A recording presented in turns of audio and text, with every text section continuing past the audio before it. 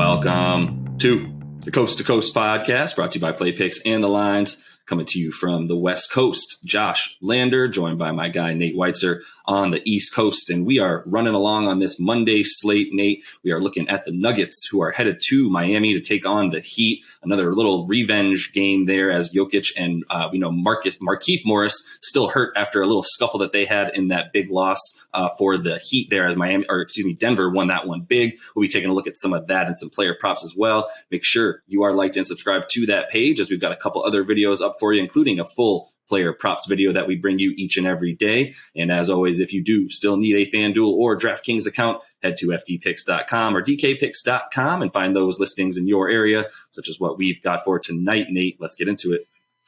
Yeah, the Nuggets are +7 at the Heat on one of the longest losing streaks in recent franchise history.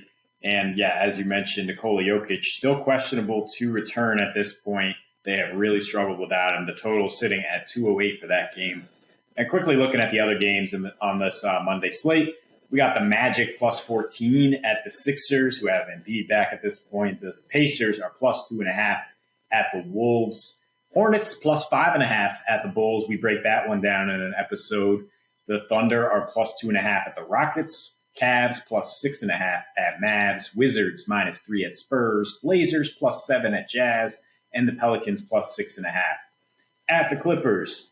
So, Josh, the Nuggets +7 have lost 5 in a row, have failed to cover in 6 straight. Their last 5 losses by an average of 15.8 points per game. Yet, I think we both kind of smell danger with the 7-point spread in this one. Just Miami, since their opening, statement week, if you will, has not really blown out a lot of teams. They've been winning grinding out wins, but I don't necessarily see them, even if Jokic sits, blowing out what's still a pretty deep Denver team. And at this point, they have to be getting used to playing without the Joker. As much as that hurts on both ends of the floor. Yeah. But, I mean, it's just a situation where Jimmy Butler and Tyler Hero are questionable. We don't know if either's going to play. You're looking at a Miami team that just doesn't score a ton. I mean, with this total at 208, 207 in some spots, you could easily just see a low-scoring game that's hard to have a 7-point spread when there's just not a lot of points scored.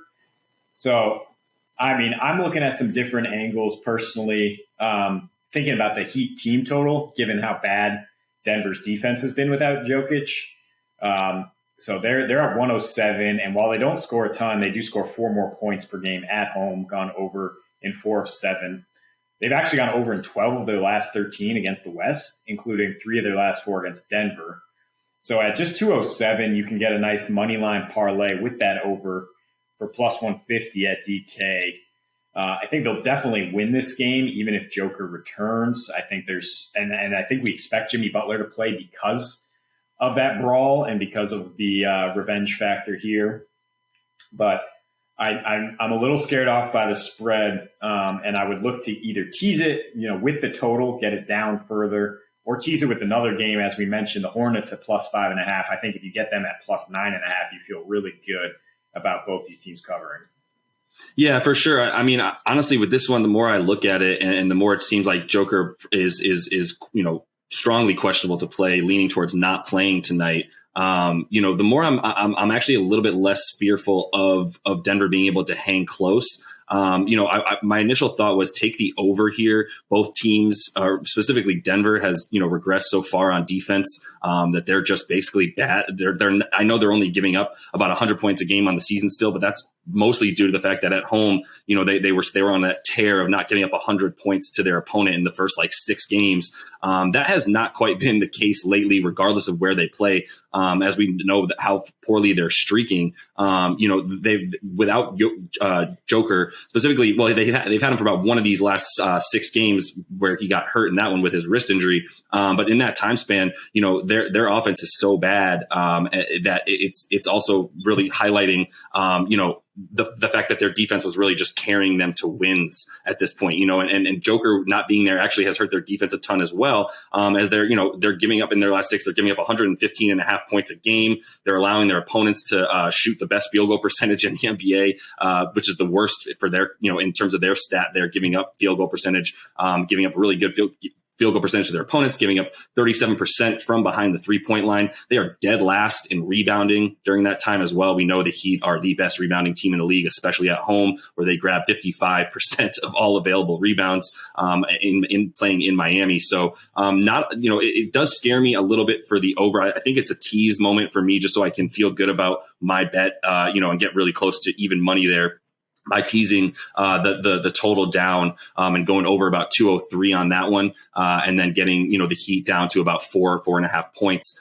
Feel really, really good about that, but I'm still going to go ahead and sprinkle some on just that parlay in general. I would consider the over for the Heat total at 107.5. As you mentioned before, I would take that 100.5 total for the Nuggets and look to go below that. Normally, I would consider that just because of how bad they are in offense as well as defense. But I do think there's something to be said for if Miami's scoring pretty easily in this game, there should be some time for Denver to at least get a few buckets, and get around, if not over the 100-point mark. Just scares me too much right now to take an NBA team under 100.5 points, especially if there is the possibility that Joker plays. But if you did want to add some totals to tease this with another game, as you mentioned, feel really good about the Hornets getting teased up. Feel good about the Heat getting teased down, and watching the revenge factor come into play. I think the Heat have some dogs on their team. I think they're still pretty pissed about the way that Joker came in and just laid out, Markieff Morris, who is still out for them, which is, it's not just sort of you came after our guy kind of scenario. It's like you hurt a very important rotational player for us. And we're not very happy about that. I think you keep Joker out of the game. If you're Michael Malone tonight, I think you keep Joker out of the game if you don't want any sort of revenge choppiness. But at the same time, Michael Malone has sort of been a, stick it to you kind of coach in the past.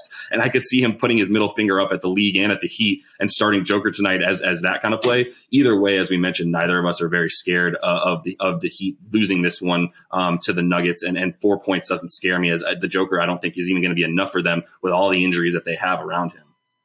Yeah, I mean, we talked about this when we took the Bucks against the Nuggets on Friday, that even going back to last year when they were pretty close to whole, Denver would cover against the dregs of the East, but then would struggle against the best teams. And that Miami certainly falls into that category.